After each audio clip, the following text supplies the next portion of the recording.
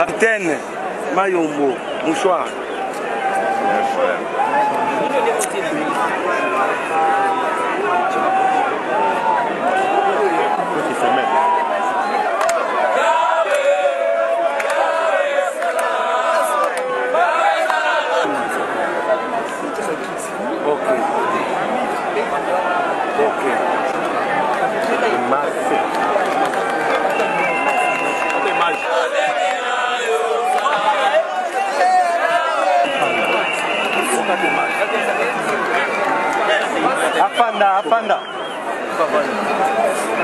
Apanda. Oh.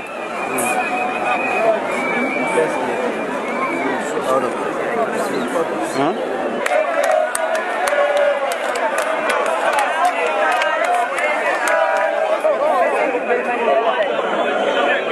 Dans la caméra.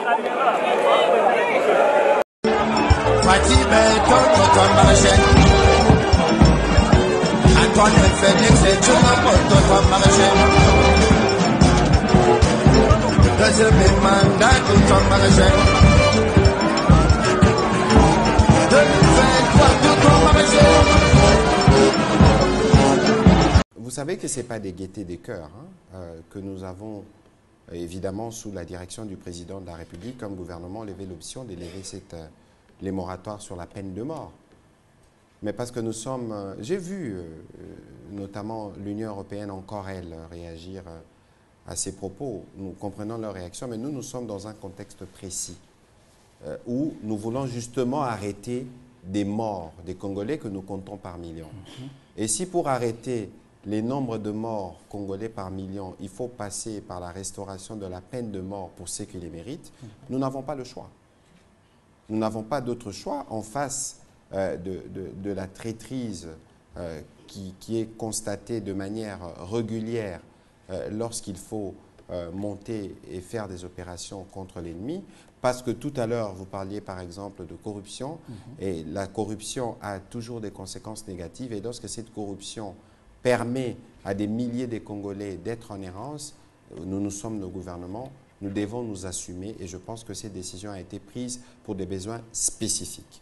Ma collègue de la justice, je pense, a pris une note circulaire qui les montre et qui l'atteste et qui fixe, je pense, les infractions ou les comportements qui sont constatés. Je pense que des mesures seront prises pour que chaque fois que justice devra être dite de cette manière, que cela soit des sorts qui sont mérités. Donc il y aura un processus d'encadrement particulier qui se fera. Ce ne sera pas à la tête du client, on se réveille un matin, on se décide, Monsieur Pichu Moulumba, vous êtes éligible. Non, c'est parce qu'il y aura des faits suffisamment documentés qui permettront d'arriver à cette conclusion. Donc, on comprend bien ceux qui réagissent, mais nous savons tous qui est les plus grands tueurs dans l'Est. On ne les cite pas. On pense qu'au contraire, qu'il faut continuer à travailler avec lui, mais tout ça, ça relève de l'injustice et nous prenons des mesures en interne pour répondre à ces questions. Et voilà. Donc, la menace dont parle le professeur Kabongo Ngarou et Madame Kiavira de nos frères Tutsis, les Belges leur ont laissé en tête que c'est une race supérieure et que nous sommes la race inférieure. Et ils doivent nous prouver à tout prix qu'ils sont supérieurs à nous. Et ils ne vendent que du mensonge. Ils vivent du mensonge. Vous avez déjà vu que quelqu'un créait une tribu, mais il parle la langue d'autrui. Donc tu viens de Londres, tu viens habiter Nairobi, tu parles l'anglais. Quand on te pose la question, tu dis non, ça c'est pas de l'anglais, ça c'est le Kenya Nairobi, ça. Kenya Nairobi. Alors que c'est l'anglais. Le mensonge. Mais entre-temps, ils ont une théorie. Ils doivent se battre pour la terre. En Kinyarwanda. Je parle de Kinyarwanda, je parle de Kirundi, je parle un peu de Kiganda. Je dois me battre pour la terre. Même si elle n'est pas tienne, tu dois te battre. C'est vrai, j'ai appris que les services de sécurité ont arrêté les militants des mouvements citoyens pour avoir revendiqué Bonabana. C'est pas normal. C'est comme moi quand on m'avait invité à la Cour de cassation, quand j'ai parlé du livre de Charles Onana. Un Camerounais qui voit à notre place. C'est lui qui voit à notre place. Maintenant, nous parlons du contenu. La justice congolaise m'interpelle. Je suis devant des aveugles, je vous amène un œil. La prochaine fois, je vais vous amener un deuxième pour que vous voyez autant que moi. Parce que vous ne voyez rien. Vous ne passez pour nuit que dans les boîtes de nuit. Nous sommes en train de se battre pour le pays. Et le lendemain de Syrie, il faut l'inviter. Je vais répondre.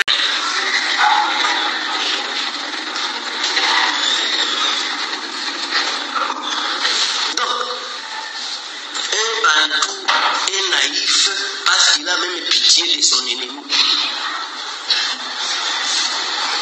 Mais un petit, lui, même pendant 30 ans, il va garder rancune. Il sait que le jour où il va bien t'attraper, il va te zigouiller. Même s'il a dormi dans ta maison, et quand il est en position de force, de faiblesse, il te dit, même sous le lit, je peux dormir. Mais les jours où il prend position, il va te dire, toi c'est qui encore? Alors qu'il a passé 3 ans dans ta maison. Tu ne connais pas que c'est moi qui te... Je n'ai jamais entendu ce nom. Parce que lui n'a pas pitié de l'ennemi.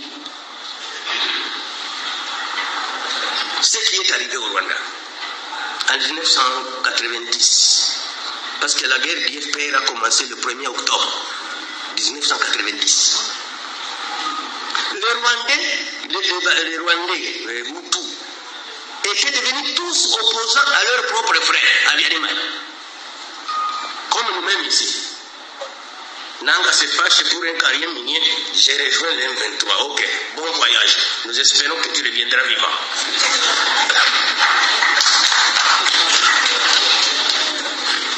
Les Hutus s'opposent à Biarimana, tous des opposants.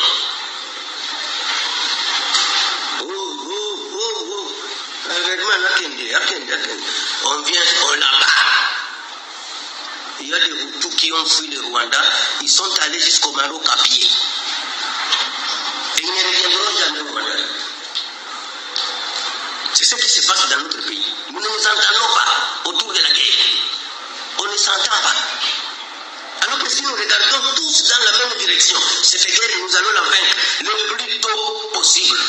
Mais il faut une pression extraordinaire sur le gouvernement. Une pression extraordinaire.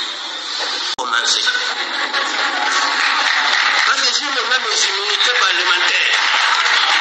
Vous ne m'avez rien quand j'étais fragile. Maintenant, je recouvre mes immunités parlementaires. D'ailleurs, c'est l'Union européenne qui m'a fait élire. Parce qu'elle m'a rendu trop grand. On ne s'attaque pas aux petits, on s'attaque toujours aux grands. Nous devons savoir, un ami l'a dit, Ngarouye, nous avons un pays de 2 345 000 km². Tu as dit 410. Il n'y a pas longtemps, j'ai vu un document où on voulait créer Herminembwe.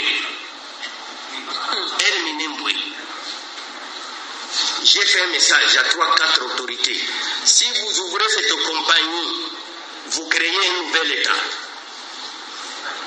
Parce que maintenant, tout le monde viendra du monde entier pour aller dans la nouvelle République de Minembwe. Et je pense que les autorités le suivent. Le jour où nous apprenons que vous avez ouvert Herminembwe, c'est que vous avez créé un nouveau pays. Ce qui se passe là-bas, ce n'est pas différent de ce que Ben Laden faisait dans les grottes d'Afghanistan. Il n'y a pas longtemps, il y a 2 ans, 2-3 ans, on a dépiécé un colonel, là-bas, colonel Yaoundé. On a amené son corps dans un petit sachet. Et on n'a pas posé de questions. Qui fait ça? Donc, la menace dont parle le professeur Kabongo Ngarouye et Madame Kiavira, de nos frères Tutsis, les Belges leur ont laissé en tête que c'est une race supérieure et que que nous sommes la race inférieure. Et ils doivent nous prouver à tout prix qu'ils sont supérieurs à nous. Et ils ne vendent que du mensonge. Ils vivent du mensonge.